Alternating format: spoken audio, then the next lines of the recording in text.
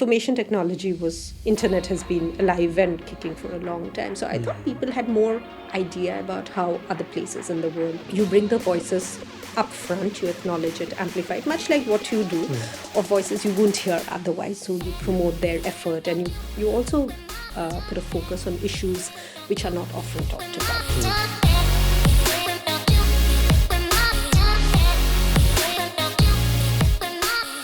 Kia ora everyone, and welcome to another podcast. I'm excited to have another amazing guest here with me in the studio, and let's together find out more about the story and all the passion behind the great stuff she do in the community. Dr. Arpita. Correct. Right. How are you today? I'm excited, a little nervous, because I don't think I've kind of done a live podcast before, but Right. I'm sure it'll be fun. I'm looking forward to the conversation. Amazing. So is this your first podcast doing? With the camera on, yes. Oh, la la, okay, amazing. So this is like the first major one for me, but yes. Very welcome. I appreciate Thank you giving you. us time and this coming to studio to have this conversation corridor with you today. Dr. Arpita, we have connected. It's been a year or 2 years, or maybe time is running fast. It is. But No, I think it's been longer because, is it right? yeah, I think it was probably as we were coming out of COVID. That's right. Since then, yeah. There was one email I emailed you. And sorry, about can I some stuff. interrupt and say congratulations to you entire team for the award that you Thank won you. recently. I thought very well deserved, and it's a very good recognition of how you've built up this whole community Thank you. as you've gone ahead. So I feel very privileged to be here. Oh, I appreciate it. Thank you so much. Thank you. It's just amazing to get that awards for all our amazing volunteer team who can feel proud on the mahi. What is make that mahi keep going is the people like you that we bring here to share that perspective, that leadership journey, that kind of corridor they bring with this beautiful country. So saying that, Dr. Arpita, I have, knowing you again and through the LinkedIn and all of the mahi that you do, but I want to have opportunity for the people who watch and listen. If we give you a mic to introduce yourself, how would you like to introduce yourself? I would definitely like to start by saying I'm a mother to begin with. I have a 2.5-year-old. So for me, that is the identity which has started to take precedence over a lot. But other than that, I'm also, I work in the public service. But an identity that I'm very, very proud of is what I can do and what I bring to the community, because I have been trained as a social worker. I have a PhD in social work, and it was a very conscious choice to actually stay connected to the community and not take up an academic position, because that's where I draw my strength from. That's my passion. And even if I, at the moment, don't work directly in a community interface, I always feel there's so much to do and lots to give back. And for that, I think I really like being here in Aotearoa New Zealand, because the community sector and the voluntary sector is massive. And it's not massive because it's got a lot of funding behind it, but it's massive because people just give so much. So even if it's an organization of 2 people, or it's a much bigger organization, people just turn up and put in their heart and soul. In fact, that's how a lot of organizations, even in Wellington, have been running sheer voluntary effort. Right. You know that best because you've built up, and we've spoken about that last time as well. Yeah. You've built it up on volunteering efforts. So I think anything that lets you connect with people, be real about what issues and challenges are. And I think that's also the best way to know a new place and to start belonging in a new place. Amazing. And if I ask you the journey to Aotearoa, how was it and when did you start calling Aotearoa home? I arrived here exactly 9 years ago. So in 2016, winter, in fact. And for me, I think that was very surprising because I come from the Northern Hemisphere tropical country. So June and July are like peak summer. Right. They're in no way winter. And then I was straight away to Wellington? to Auckland. So To Tamatima Auckland. Koro Okay. starting. And I also came from a pretty big city. So I had been in Mumbai, Bombay for the longest time. And then I came to Auckland, where things would shut at 5 o'clock. Nothing stays open, maybe except countdown and pack and save. So culture shock in a different way, reverse culture shock. And then I moved to Wellington in 2019, January. So I've been in Wellington now longer than I've ever been in Auckland. My son was born here. I've worked here, and I think I now feel pretty connected to a lot of communities that are here, both within my own Indian community, but also otherwise across, because my work and my volunteering takes me across the city quite a lot, and generally lets me remain connected to a lot of things that happen in Auckland and on a smaller scale, but also in South Island. So I think it's a good place to be in, and it is a small capital, but it also brings in people from across the country. So that's always a good thing. That's how I came here, and it'll be 10 years next July. Wow, that's amazing. And how you find it so far, especially Wellington?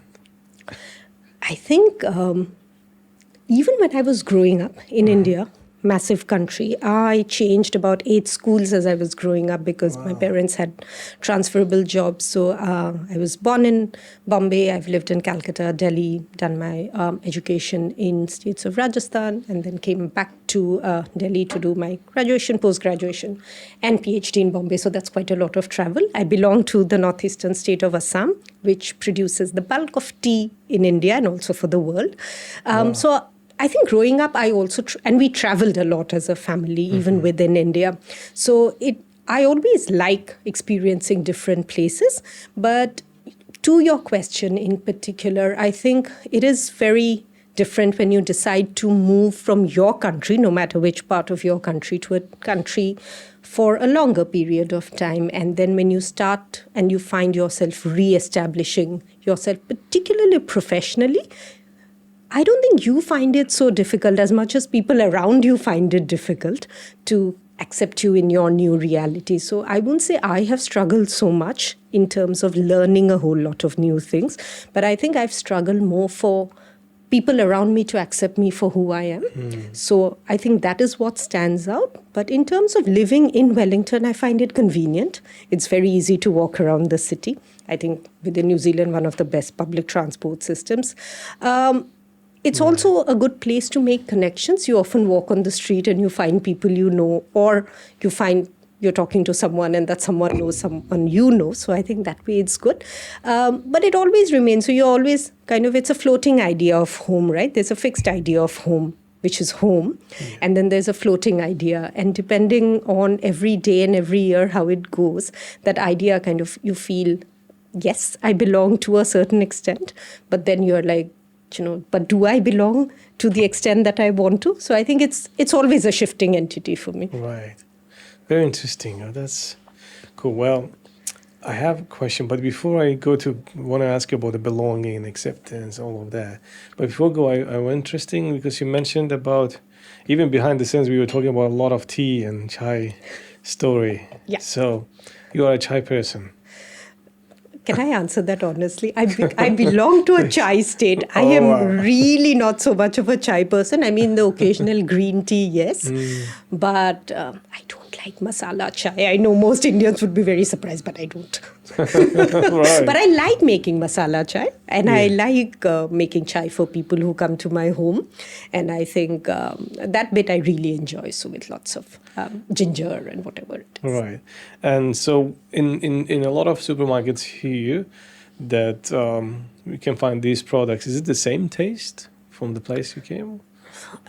Or is it a little bit different? No, I think there's always a difference. And I don't know whether it is about how you make it, or is it more of the external atmosphere, the weather, the heat, maybe, the water, just the art of making the it. packaging and all of that. All of it. So I think, or it's just a nostalgia.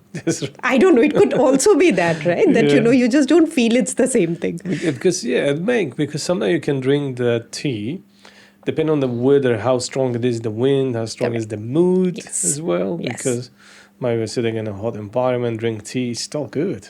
Absolutely. I remember from Middle East, from Iraq, we drink tea when the degree is 45, 46. Totally. It's and in the great. afternoon. It's awesome, yeah. I know. I struggle to explain that to a lot of people, and I don't know whether you'll agree with that or not. Even for coffees generally, I always find myself, telling the barista that, can you please make it extra hot? because I don't find the coffee, at least the ones you get in cafes, are hot enough. That's right. It's not. It's quickly get cold. as well. Exactly. So you're right. It But would what be I the figure temperature. out, there's some cups a little bit like bigger if they are like that. Yes. So that get a little bit, the coffee stay more hot there. If it's circle, remember the coffee will be cold. I don't, that's my Totally. discovery, people. Totally. Tell us Totally. if Yeah, you agree yeah. or not. Yeah. So, Dr. Arpita, I want to come back to, you mentioned something interesting on the journey we were talking about. You said you find a little bit challenges, if I'm correct if I hear, about accepting belongings. If you want to share a little bit, how was that? What was those challenges that you faced? I mean, and Kodwin, I don't think it's really unique to what I faced. I'm sure you've had a lot of conversations with Definitely. people, right? So I'm sure a lot of it would have been common. But what I was very surprised is that people in today's day and age, I mean, even if it was 10 years ago, found it very easy to say, oh, you speak really good English. And I'm sure, again, that's not unique to me, a lot of Yeah. people. Or the fact that, I was pretty technologically advanced, or the fact that I didn't struggle with a whole lot of adjustment to either rules or ways of working, or just, being okay with whatever it was around and stuff. And I think I was more surprised by how people were surprised, because I think I was really surprised, because I was like, surely information technology internet has been alive and kicking for a long time. So I thought people had more idea about how other places in the world were. And I come from India, the most populous country in the world. 1 out of 4 people on the planet are Indians. And even more importantly, a lot of tech kind of leaders are Indian or Indian origin, if you please. So I thought a lot of stereotypes would have been shattered by now. So I suppose I was pretty surprised as to how people didn't realize how much, the world had changed and things like that. And another thing, in fact, that I really struggle with even now, and I don't know whether you've seen it, how commonly the phrase third world is used. Yeah. Very, very common. And in fact, I knew of that particular phrase being pretty derogatory. That you're not supposed to use third world. That's just not used. You have other nomenclature, whether you call it the global south or developing or things like that. So I was very surprised when very senior people would throw around in official parlance that term. And I was like, that's actually not accurate. So things like that, I was pretty surprised. I think also I was quite surprised by, in certain aspects of how does one put it? How people kind of also reflected an opinion which was not of here but more of the UK, particularly that of right. the UK. Yeah. When I don't think the UK has held on to that opinion because, they're far more diverse and whatever. But so certain things that I would have read from books and journals and periodicals from the 70s or the 80s, and a lot of that kind of discourse was being repeated. So that came as a surprise to me at a macro level. And I think at the micro level, again, not unique to me, but something that people go through generally, are questions around your familiarity with certain things, or your ease or comfort around certain ways of being or behaving or being absolutely okay. Not finding everything to be unique, or you're not in awe of everything that's here. So I think it and that still is because and one thing I would like to say is the whole lumping of ethnic communities together. So That's anyone, right, when people talk of Africa or Asia, these are continents. Yes. There are lots of people, very different, and lots of countries. So I was like, it's very surprising how one is so conscious about the unique identity of this country, but then have no problem lumping people together and saying, oh, Asians kind of behave like that, or Africans think like that. So I think that itself was very surprising.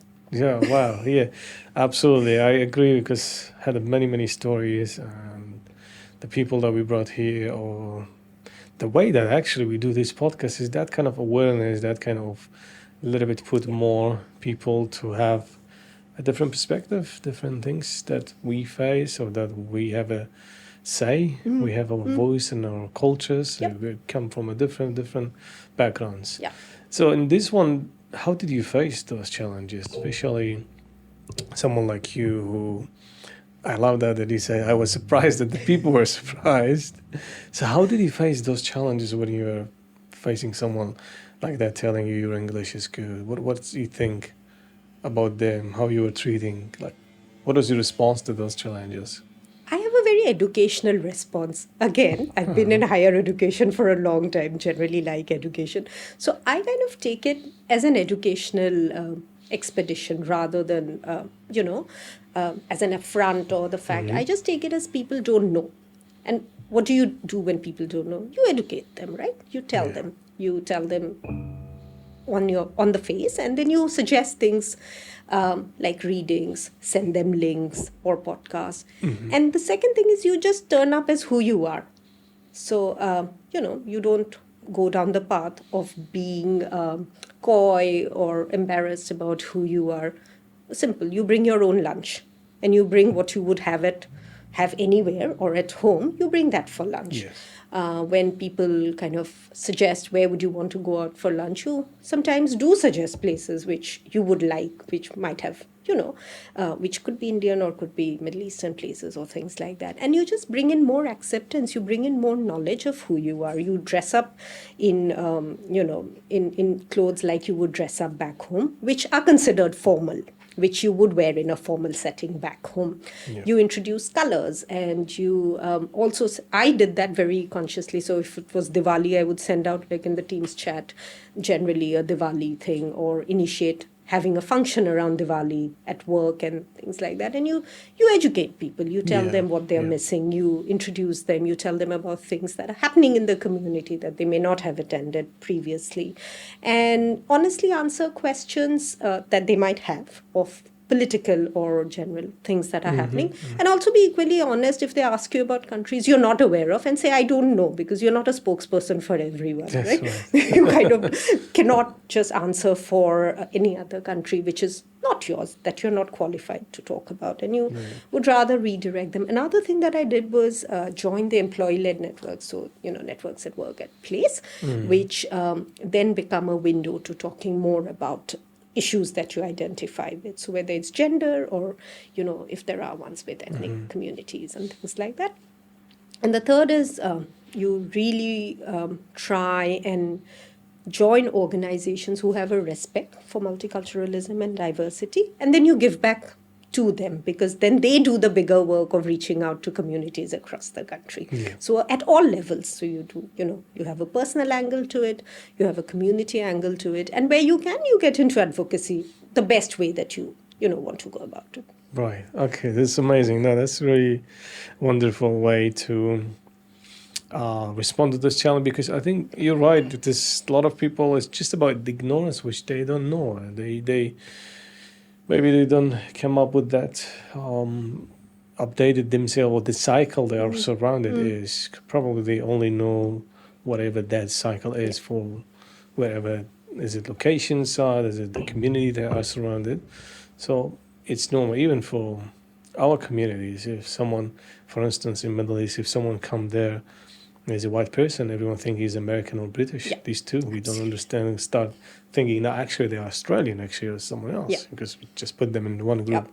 So that's come when people start having corridor first to understand them, they understand their background, cultures, and the differences, things.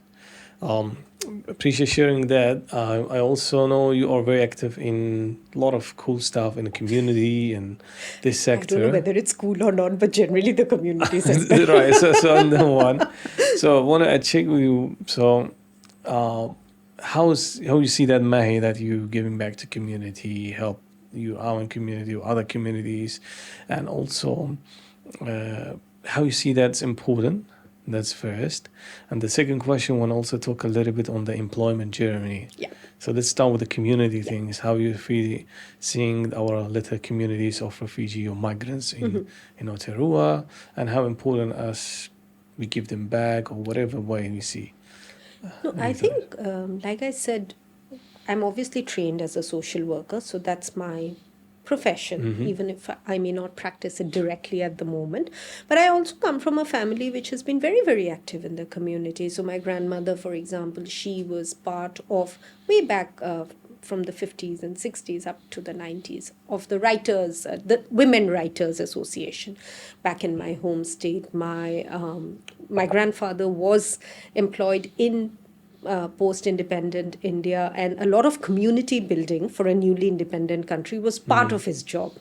And as a result, and there was very little distinction in terms of who's an external community work-wise. So I think it comes with my lineage of being very active in the community without really thinking of it as a separate thing. So you kind of do.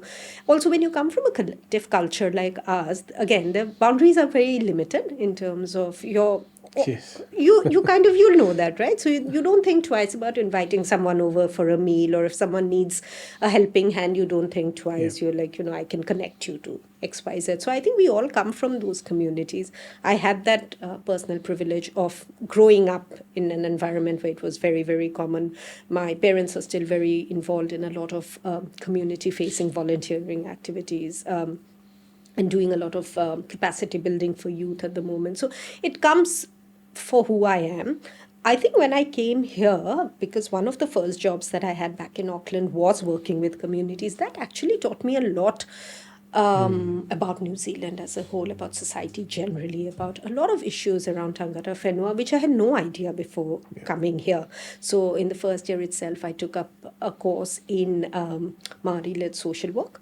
And it was very good because it also gave me an ability to see a lot of social work that I studied in India, which we didn't really have the terms for, but this course kind of enabled me to see a lot of it. So I think it also gave me insights into a lived reality for a lot of people in the country that, again, I wouldn't have a first-hand view to. So when I moved to Wellington, and my job wasn't really something that required me to connect with a whole lot of issues that I was passionate about, I kept looking for opportunities. So the first one that I was a part of was Trade Aid. And now I'm the co-chair for the Tangata Tiriti Caucus at Community Research. Highly recommend because I think they do great work, and it connects two passion areas of mine, community and research, but in a way that we promote research which is grassroots, which is being done by people in the community, and we amplify that research. So because it is challenging to do research in the community, particularly if you don't have kind of backings of the academic institutions or a formal research organization.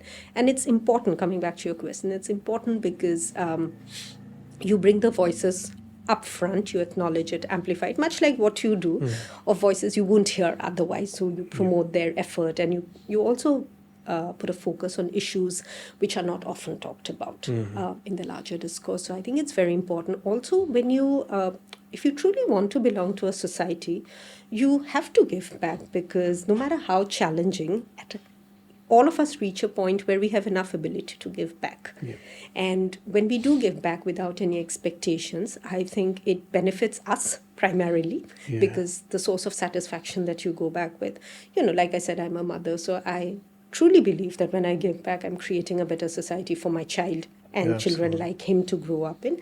Also because if you truly want to have a multicultural society, it's important to have your perspectives and to have perspectives which add on to existing perspectives, because then you have multiple solutions to issues. You have different ways of looking at issues, and you have multiple solutions to issues.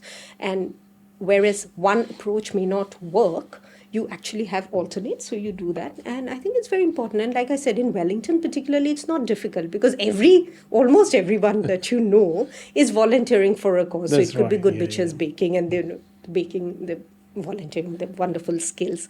So I think it's not difficult at all. So I quite enjoy it, and I found it quite easy to, in fact, it was much easier than the other part that I'll answer is around the employment.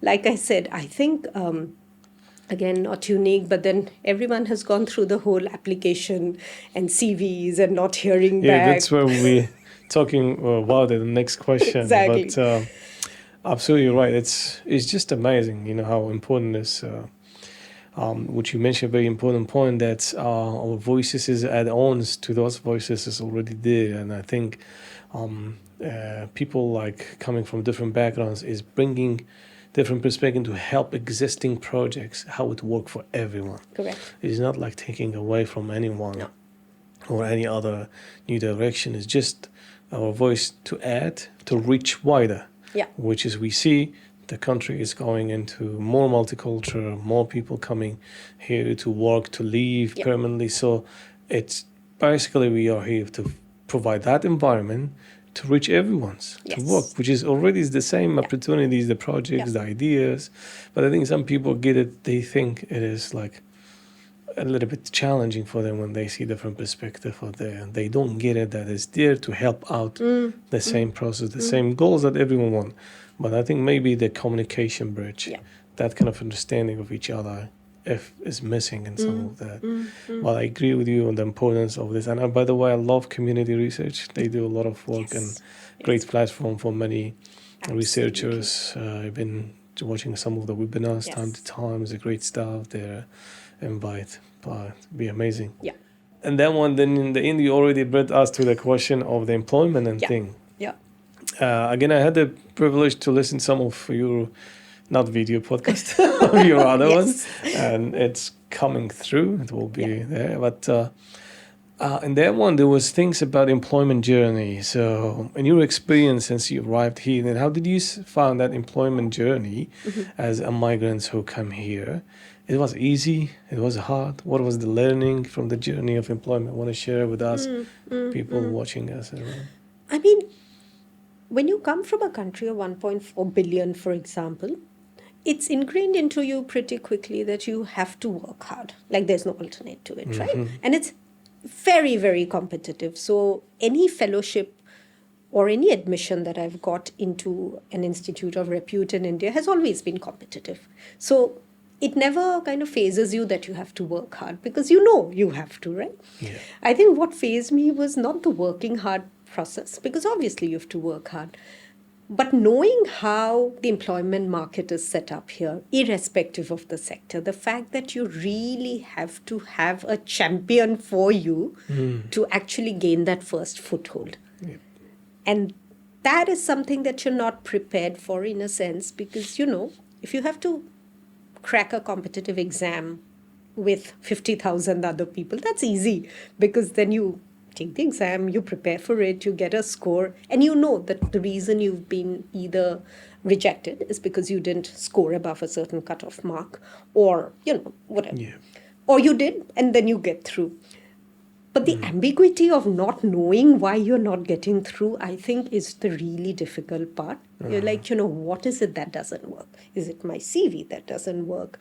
Or is it my... And because you think, surely not experience, because if you're applying, for example, if I was applying for roles which were around, you know, community organization or engagement, I was like, I've got 15 years of doing it. Why would I not be seen as, you know, having the adequate experience? But you don't realize that there's something very unique called New Zealand experience. And if you don't have it, that is seen as a lack of a qualification.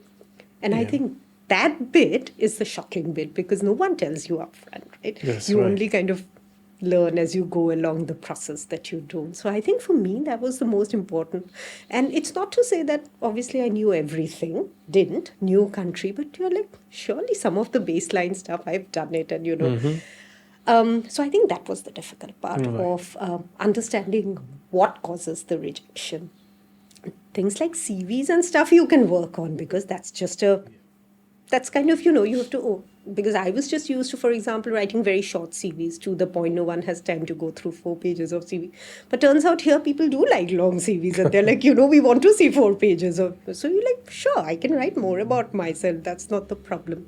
But it's the unsaid things which are more difficult, which you are always wondering. So you can go to all the CV workshops and stuff, but no one tells you all those kinds of things. So I think that part was difficult for me. And then once you sort of get into the system, and I use that a little, it's again about knowing what's correct to go on to the next level. Yeah. Because, like I said, you don't have competitive exams, which a lot of places around the world do to move on to next levels or things like that, or, you know, certain kind of qualifications, and then you move on. So that doesn't really exist. So how is it that you move on? So I think till you get a mentor in the system, it is difficult. but then you also have to be brave and get a mentor. So I think that way the employment journey, and and look, it never gets easier, because end of the day you're still new to whatever newer level you are going to, and you're still the outsider for whatever level you're going to. So it is about also becoming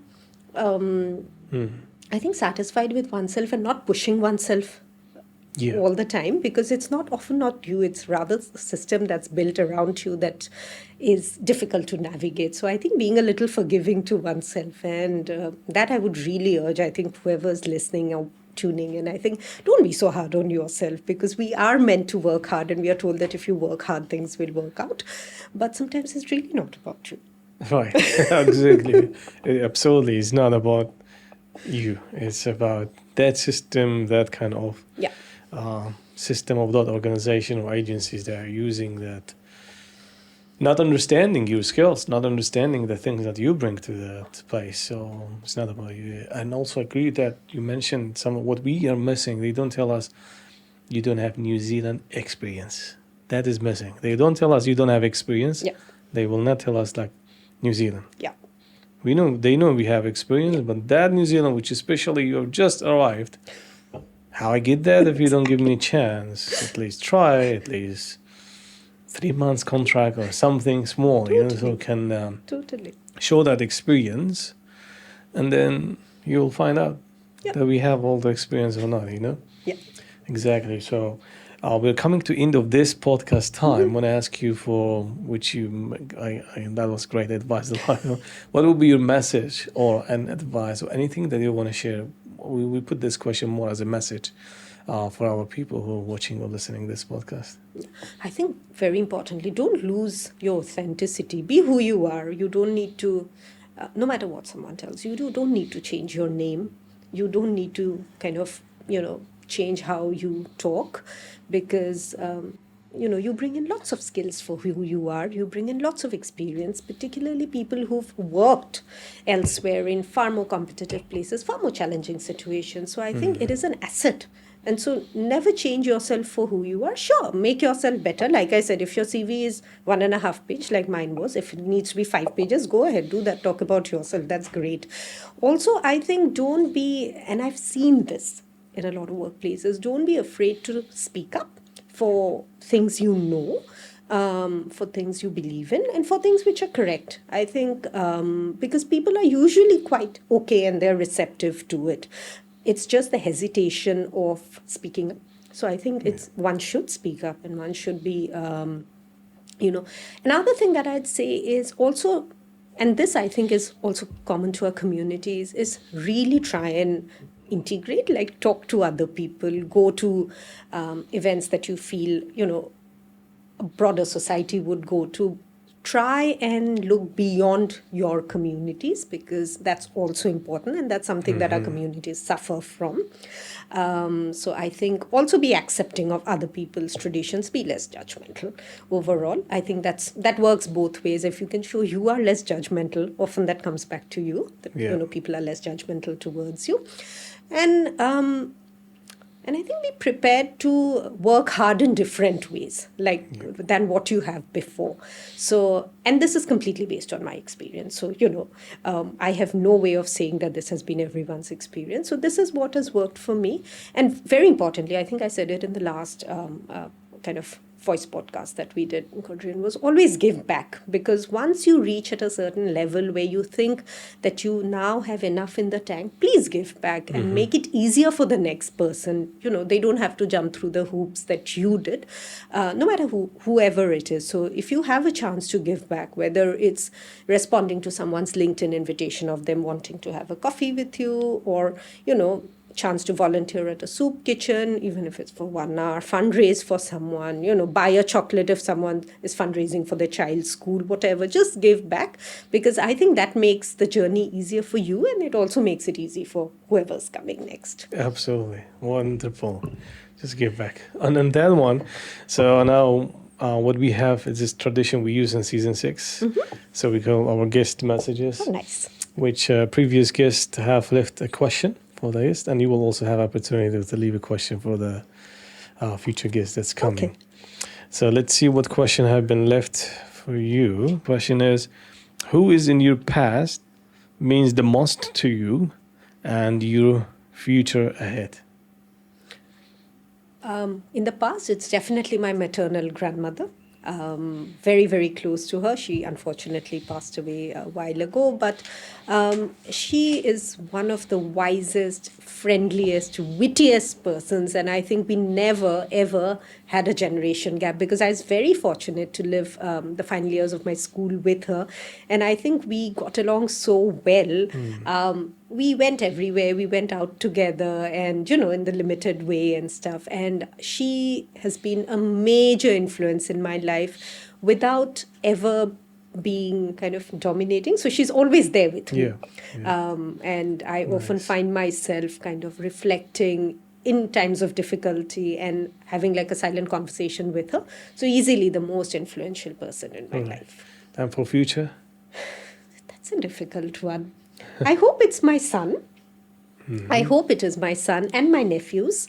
All three of them are very, very close to my heart because they are the future, right? They're literally the future that we are looking at. So I hope that, they are resilient and they are brave, but they're also very empathetic as we go into, an age of lots of technology. I think we'll need lots more empathy.